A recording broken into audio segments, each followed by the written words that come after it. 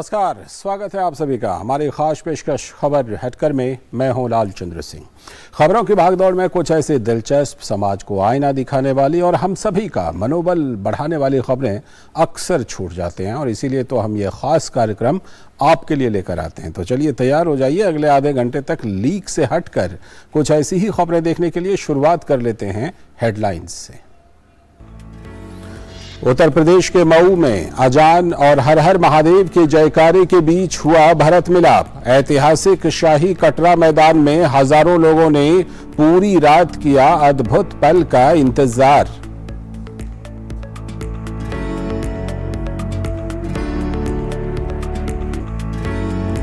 गाजियाबाद के दो कलाकारों ने प्लास्टिक वेस्ट से बनाए सुंदर और टिकाऊ सामान। इनकी काबिलियत देख स्थानीय प्रशासन और नगर निगम भी मदद के लिए आया आगे।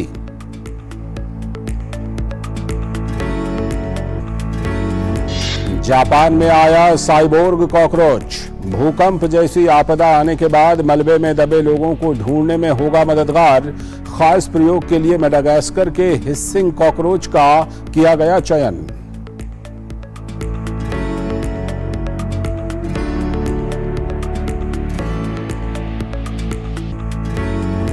अमेरिका की अर्थव्यवस्था में कद्दू निभाएगा अहम रोल। $500 मिलियन तक पहुंचा कद्दू उद्योग। कद्दू के डोनट्स, ड्रिंक्स, मसाले और साबुन जैसे सामानों के कायल हुए लोग।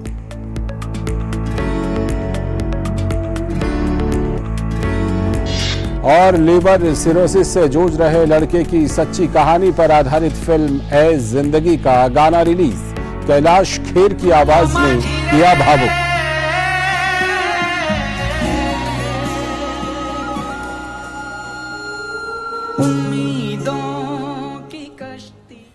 ये थी हेडलाइंस हटकर। अब देखते हैं खबरों को विस्तार से और सबसे पहले बात करते हैं परंपरा और विरासत की।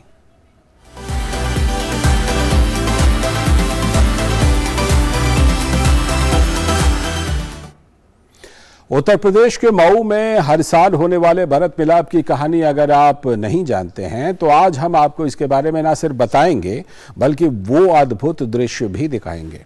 मुगल काल में बेगम जहां आरा ने हिंदुओं के इस प्रमुख उत्सव को मनाने की परंपरा शुरू की थी जो आज भी अपने उसी रंग रूप में कायम है। यहाँ जिस सांप्रदायिक सद्भाव के साथ राम और भरत का मिलन होता है उसे देखने के लिए लोग रात भर जगे हुए रहते हैं। विजयादशमी के अगले दिन भरत मिलाप की परंपरा है। इस दिन भगवान श्री राम 14 वर्ष के वनवास के बाद अयोध्या वापस आकर अपने छोटे भाई भरत से गले मिलते हैं। इस दृश्य में भाइयों के बीच प्रेम की पराकाष्ठा दिखाई देती है।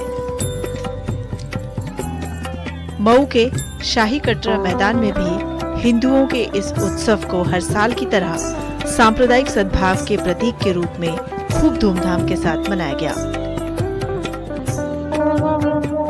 करीब 450 साल पहले मुगल काल में बेगम जहां आरा ने इस भरत मिलाप उत्सव का यहाँ आगाज किया था। उस वक्त राम और रहीम दोनों को एक साथ पुकारने की परंपरा पड़ी जो आज भी बरकरार है। तो दूसरी ओर हर हर महादेव और जय श्री राम के जयकारे गूंजे।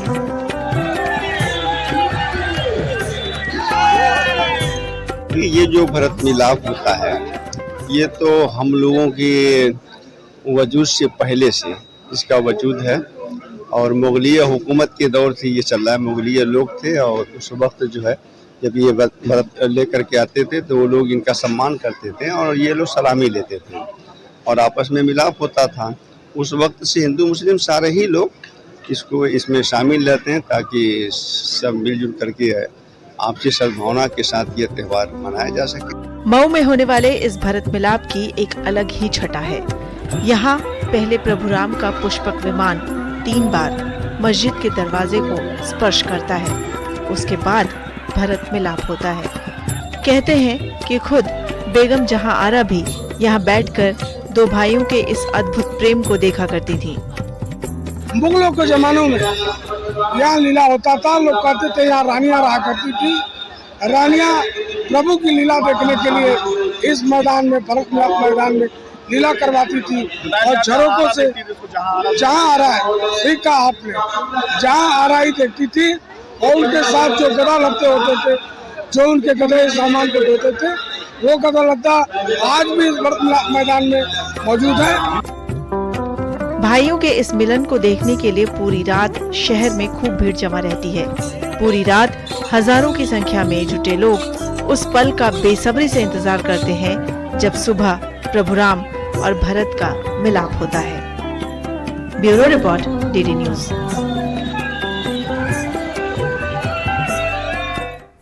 वाकई बहुत ही खास है ये भरत मिलाप, क्योंकि इसमें सांप्रदायिक सद्भाव का मिलाप है। वक्त है एक ब्रेक का, और ब्रेक के बाद जब लौटेंगे तब देखेंगे कुछ और खबरें हटकर। डर अब है किस बात का जब है साथ में नंबर 1 आयशर 551। एक जानदार शानदार 5 स्टार सीरीज ट्रैक्टर जो आपको हमेशा दे शुभ लाभ। ब्रेक के बाद एक बार फिर से आपका स्वागत है। डीडी न्यूज पर आप देख रहे हैं खबर हटकर, और अब कुछ खबरें आपके शहर और आपके गांव की।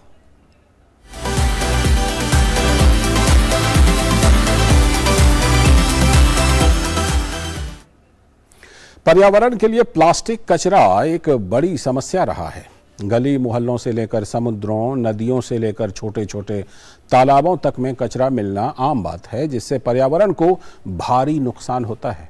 इसीलिए सिंगल यूज प्लास्टिक को प्रतिबंधित कर दिया गया है। कुछ जगहों पर प्लास्टिक कचरे के प्रबंधन के हालांकि दिलचस्प तरीके भी अपनाए जा रहे हैं, और उन्हीं तरीकों में से एक तरीका प्लास्टिक कचरे को रिसाइकल कर उपयोगी सामग्री बनाने का भी है। लेकिन उत्तर प्रदेश में गाजियाबाद के 2 कलाकारों ने प्लास्टिक कचरे से ऐसी शानदार और टिकाऊ सामान बनाए हैं कि देखने वालों को इसे देखकर हैरत होती है।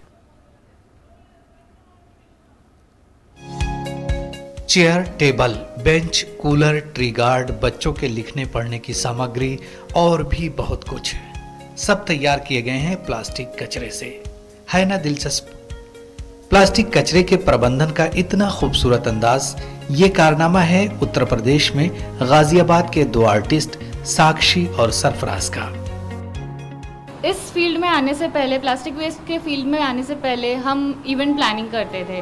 मैं और सरफराज हम पार्टनर्स हैं इस काम को करने के लिए, और हम उस इवेंट प्लानिंग को जब करते थे, जो उसके आफ्टर इफेक्ट्स जो होते थे, मतलब जो डिस्पोजेबल्स होते थे, चम्मच होते थे, ग्लासेस होते थे डिस्पोजेबल वाले प्लास्टिक के, वो वेस्ट देख के हमें लगता था कि ये बहुत ही ज़्यादा मतलब मेनेस फैला रहा है, क्रिएट कर रहा है। तो इसका क्या होगा? शादी तो हो गई, उसके बाद का क्या? तो इस चक्कर में फिर हमारा वहाँ मोटिवेशन बढ़ा कि हम इस पे कुछ काम करें। हमने अपनी आर्ट्स को प्लास्टिक में यूज़ करते हुए प्लास्टिक चीज़ें से हमने बनाया और इसको लगाना शुरू किया शहरों में।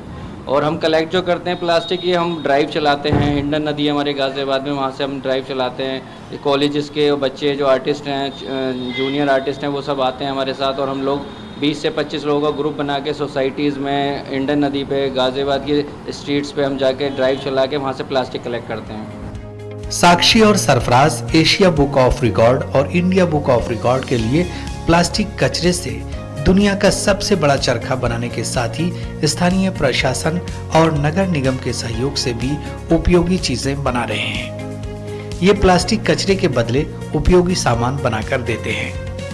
गाजियाबाद जिले के भोजपुर आंगनवाड़ी केंद्र भी उनकी इसी पहल से सजाए गए हैं, जहां प्लास्टिक कचरे से बने बच्चों के पढ़ने, लिखने और बैठने के सामान उपलब्ध कराए गए हैं। कॉस्टिंग की बात करें तो पहले 2 चीज़ें मैं बताना चाहूँगी कि आज से पहले ये चीज़ें या तो लोहे से बन रही थी या लकड़ी से बन रही थी। तो पहले तो एक सबसे बड़ा मैसेज ये जाता है कि सेव ट्री। तो ट्री हम काटेंगे नहीं, बचेगा ट्री, और फिर उसी से फिर हम प्लास्टिक वेस्ट को यूज़ करेंगे तो वो रिड्यूस रीयूज़ वाले काम में भी आएगा। सेकेंड चीज़, कॉस्टिंग की अगर हम बात करें, जो कॉस्ट नॉर्मल एक लकड़ी के स्कूल बेंच का होता है फॉर एग्जांपल, उससे जस्ट हाफ में हम इसको सेल करते हैं। प्लास्टिक कचरे से बने ये सामान खूबसूरत और मजबूत होने के साथ ही लोहे और लकड़ी के सामानों से कम खर्च में मिल रहे हैं। पहले तो ये हमारे पास प्लास्टिक की कुर्सी थी, लेकिन वे तो मैडम ने देखा था, सीडीओ मैडम यहाँ कई बार आई थी पहले, तो उन्होंने देखा कि ये कुर्सियाँ अच्छी नहीं है बच्चों के लिए, तो उन्होंने वे तो हटवा दी, ये भेजी थी उन्होंने फिर 1 साल से ज़्यादा हो गया। और 2 ये बड़े बड़े ये सोफे भी उधर से ही आए हैं, गाजियाबाद से ही। अगर बात करें तो कितनी मजबूत है ये मजबूत हैं, बच्चों के लिए तो काफ़ी अच्छी हैं। अभी कम से कम 8-9 महीने पहले के करीब ये वेस्ट मटेरियल की जो कुर्सियाँ हैं और जो टेबल आई हैं हमारे स्कूल के लिए, बच्चे बैठते हैं, मजबूत भी हैं, देखने में भी आकर्षक लग रही हैं, सुंदर हैं। आकृतियाँ बनी हुई हैं, जैसे डायनासोर हैं, डक बनी हुई हैं, तो बच्चे उसे एंजॉय करते हैं, देखते हैं। इनके बारे में पूछते भी हैं कि मैडम ये किस चीज़ की आकृति बनी हुई है, ये कुर्सियाँ किस चीज़ से बनी है। पहले तो प्लास्टिक की होती थी, अभी वेस्ट मटेरियल है, जो प्लास्टिक कचरा हमारे यहाँ से गया था इकट्ठा होकर गाँव से, बोतलें, उन सब बन के आई हैं, पहले से ज़्यादा मजबूत हैं। इन कलाकारों ने अपनी कला का इस्तेमाल करते हुए जिस तरह से पर्यावरण को बचाने और स्वच्छता को अपनाने के साथ ही प्लास्टिक कचरे के अद्भुत प्रबंधन का संदेश दिया है, वो अन्य लोगों को भी एक राह दिखाने वाला है। Bureau report, DD news. Waste to wealth यानी कि कचरे से संपत्ति बनाने का ये बेजोड़ नमूना है। और अब बात कर लेते हैं ज्ञान और विज्ञान की, जिनका हमसे गहरा ताल्लुक है।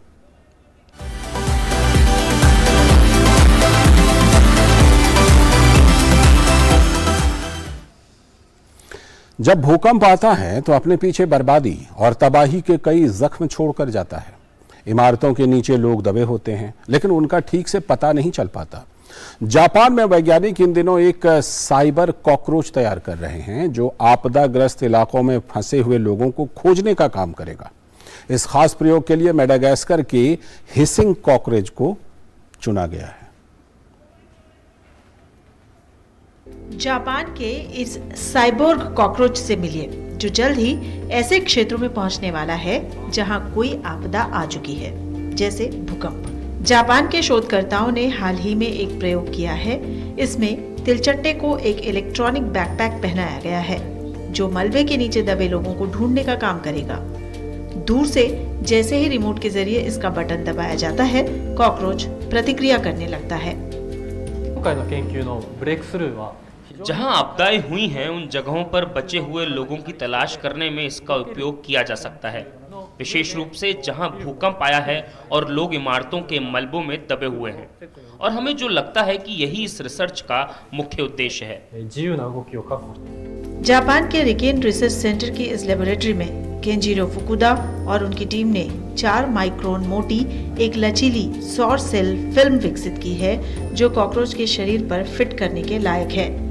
ये फिल्म उसे किसी तरह से परेशान नहीं करती और सौर कोशिकाएं इसके संवेदी अंगों में पर्याप्त शक्ति पैदा करती हैं। दरअसल बड़े रोबोट के मुकाबले साइबर कीड़ों पर अब वैज्ञानिक और रिसर्च की दुनिया ज्यादा भरोसा करने लगी है, क्योंकि आकार में छोटे होने के कारण ये खतरनाक क्षेत्रों में अधिक कुशलता से कहीं भी प्रवेश कर सकते हैं। रोबोट के अंदर की बैटरी जल्दी खत्म हो जाती है, इसलिए अन्वेषण का समय कम हो जाता है। लेकिन इस तरह के कीड़ों में ये समस्या नहीं आती। हम इस दिशा में भी काम कर रहे हैं कि ये कीट चलने के दौरान पर्याप्त बिजली भी पैदा कर सके। इन प्रयोगों के लिए मेडागास्कर के हिसिंग तिलचट्टे को चुना गया, क्योंकि ये उपकरण ले जाने के लिए थोड़े बड़े हैं और इनके पंख नहीं होते। यहाँ तक कि जब बैकपैक और फिल्म इनकी पीठ पर चिपके होते हैं, तब भी ये छोटी बाधाओं को पार कर सकते हैं या पलट जाने पर खुद को ठीक कर सकते हैं। इस रिसर्च को अभी लंबा सफर तय करना है। अगली चुनौती इसके घटकों को छोटा करना है ताकि कीड़े अधिक आसानी से आगे बढ़ सकें। खास बात यह भी कि बैकपैक और फिल्म को हटाने के बाद ये कॉकरोच सामान्य जीवन जी सकते हैं। Bureau report, DD news. Cockroach का ये खोजी स्क्वाड है ना दिलचस्प। आगे देखेंगे कुछ और दिलचस्प खबरें। फिलहाल वक्त है एक और ब्रेक का। डर अब है किस बात का जब है साथ में नंबर 1 आयशर 551। एक जानदार शानदार 5 स्टार सीरीज ट्रैक्टर जो आपको हमेशा दे शुभ लाभ। ब्रेक के बाद एक बार फिर से आपका स्वागत है। आप देख रहे हैं डीडी न्यूज पर खबर हटकर, और अब 7 समंदर पार की दुनिया।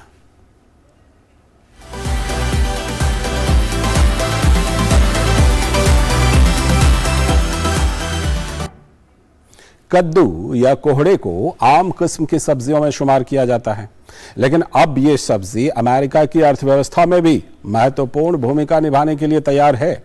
यहाँ कद्दू से निर्मित मसालों और अन्य वस्तुओं का उद्योग $500 मिलियन तक पहुंच गया है। अमेरिका के विभिन्न प्रांतों में सुगंधित ऑरेंज कलर के चमकीले कद्दू मार्केट में अपना खास जगह बना चुके हैं।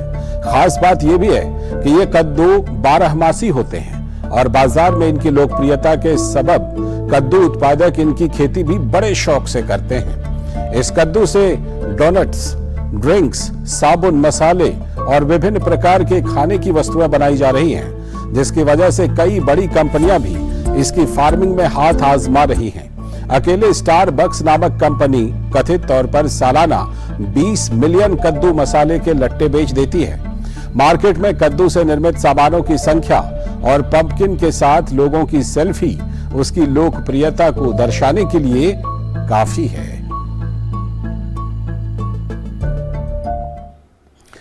अधिक ऊंचाई से समुद्र में छलांग लगाना कोई आसान नहीं, लेकिन ऑस्ट्रेलिया की 31 वर्षीय रियानान एफलैंड के लिए ये बाएं हाथ का खेल है। Rhiannon Red Bull cliff diving world series की 6 बार की चैंपियन है।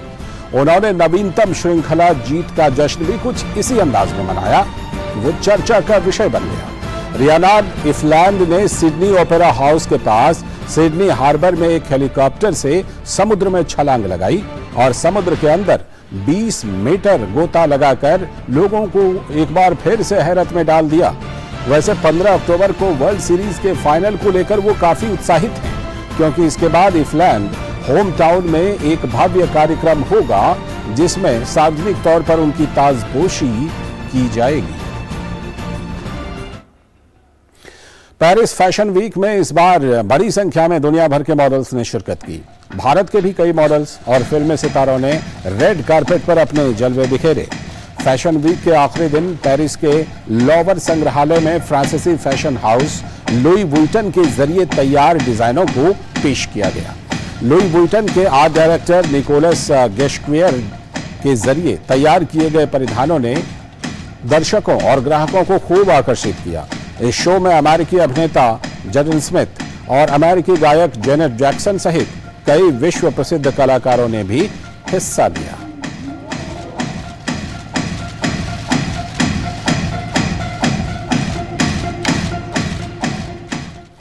तो 7 समंदर पार की ये मजेदार खबरें थीं और अब चलते हैं हैशटैग की मजेदार दुनिया में।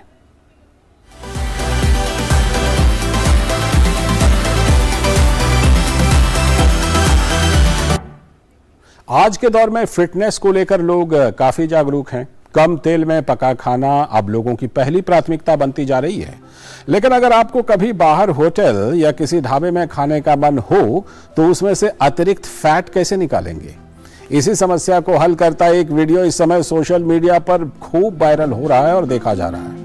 वाला अफशर नाम के एक यूजर ने अपने ट्विटर अकाउंट पर एक वीडियो शेयर किया है। इसमें एक शख्स बर्फ के टुकड़े को तेल मसाले वाले शोरबा में डुबा देता है, फिर उस बर्फ पर एक्स्ट्रा तेल चिपक जाता है और ये आइडिया लोगों को काफी पसंद आ रहा है।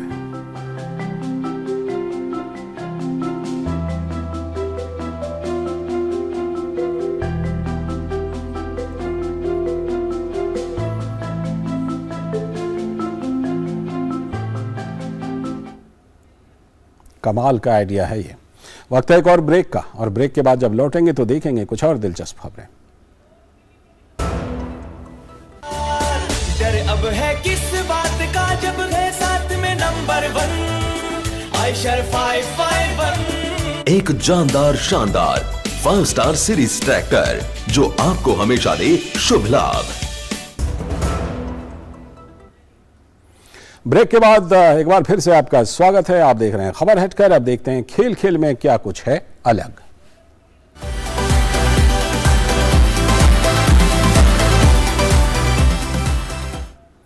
गुजरात में चल रहे 36वें राष्ट्रीय खेलों में जहां एक और तमाम खिलाड़ी अपनी प्रतिभा का लोहा मनवाने के लिए कड़ा संघर्ष कर रहे हैं, तो वहीं दूसरी ओर कुछ ऐसी तस्वीरें भी हैं जो हर दिल को रास आ रही हैं। हम बात कर रहे हैं 5 साल के एक बच्चे गौरव द्विवेदी की, जिसकी स्केट बोर्डिंग पर इतनी कमाल की पकड़ है कि लोग उसके कायल हो गए हैं। गौरव द्विवेदी की इस दिलचस्प स्टोरी को हमारे संवाददाता उन्हीं के हमनाम गौरव कुमार ने तैयार किया है। हुनर है तो आगे बढ़ने की हिम्मत है, और इन्हीं दो शब्दों से अपने हौसले को बुलंदी की कसौटी पर कसता ये 5 वर्षीय बालक गौरव द्विवेदी हैं, जो स्केटबोर्ड के खेल में अपने अद्भुत प्रदर्शन से हर किसी का ध्यान अपनी ओर खींच रहा है। इस खेल के प्रति गौरव की एकाग्रता देखते ही बनती है। किस एंगल पर रखकर कब उछाल लेनी है या फिर किस वक्त पर स्पीड पर कंट्रोल करना है, इसका बखूबी ध्यान ये बालक रखता है, और इसमें स्केटबोर्ड राष्ट्रीय टीम के कोच अनुभव विजयवर्गीय उनकी मदद करते हैं। गौरव को मैं हमेशा ट्रैक करता रहता हूँ कि उसे क्या आ रहा है और फिर उसकी नेक्स्ट लेवल ऑफ डिफिकल्टी क्या हो सकती है। मैं सबसे पहले काम करता हूँ कि वो उस खेल से आत्मसात हो जाए, उस खेल को समझ ले कि हाँ मुझे यही करना है। तो अगर मैं उसमें मेरी जीत हो जाती है तो फिर मुझे आसान हो जाता है सिखाना। और गौरव के मामले में ये मेरे लिए थोड़ा आसान था, क्योंकि it was natural for him. उसने स्केटबोर्ड देखा, उसने मुझे ये करना है, तो ये एक चीज़ मेरे लिए आसान थी। इन राष्ट्रीय खेलों में गौरव के नाम का डंका बजा है और उन्हें मोस्ट फेवरेबल प्लेयर का दर्जा दिया गया है। गौरव के पिता आशीष द्विवेदी कहते हैं कि उनका लक्ष्य बेटे को ओलंपिक खेलते देखना है।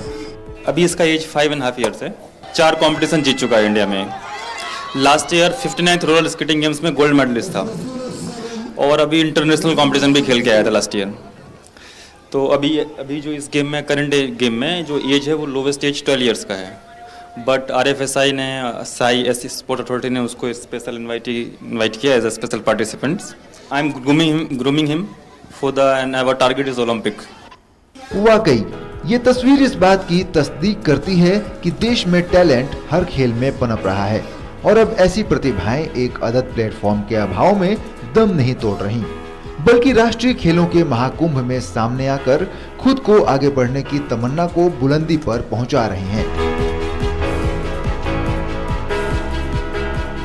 तो वाकई अगर आपके अंदर हुनर है तो फिर आपको किसी चीज से भी डरने की जरूरत नहीं है, क्योंकि टैलेंट एक ऐसी चीज है जो कभी भी उम्र नहीं देखती। अच्छी शुरुआत जो है वो मिल चुकी है, जरूरत बस ये है कि इस एक शुरुआत को आगे भी बेहतरीन प्लेटफॉर्म इसी तरह से मिलता रहे, ताकि ये सितारा आगे चलकर अंतर्राष्ट्रीय मंच पर देश का नाम रोशन करे। कैमरामैन राहुल चोपड़ा के साथ मैं Gaurav Kumar, DD news, Sabarmati river front, Ahmedabad. इस नन्हे सितारे की रफ्तार तो ये ज़रूर बताती है कि ये आगे चलकर वाकई बहुत चमकेगा। वक्त है बाइस्कोप की बातों का। अब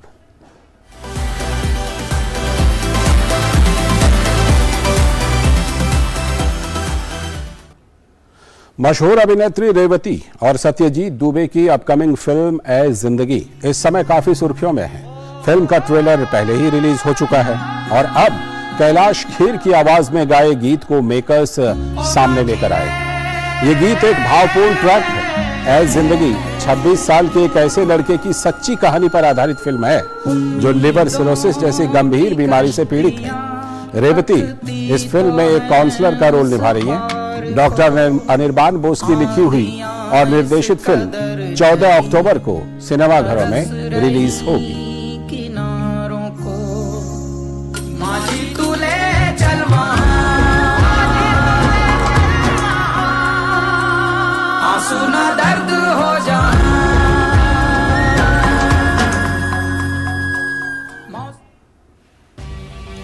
सोनाक्षी सिन्हा ने फिल्म डबल एक्सल का एक मोशन पोस्टर शेयर किया है जिसमें उनका पहला लुक सामने आया है।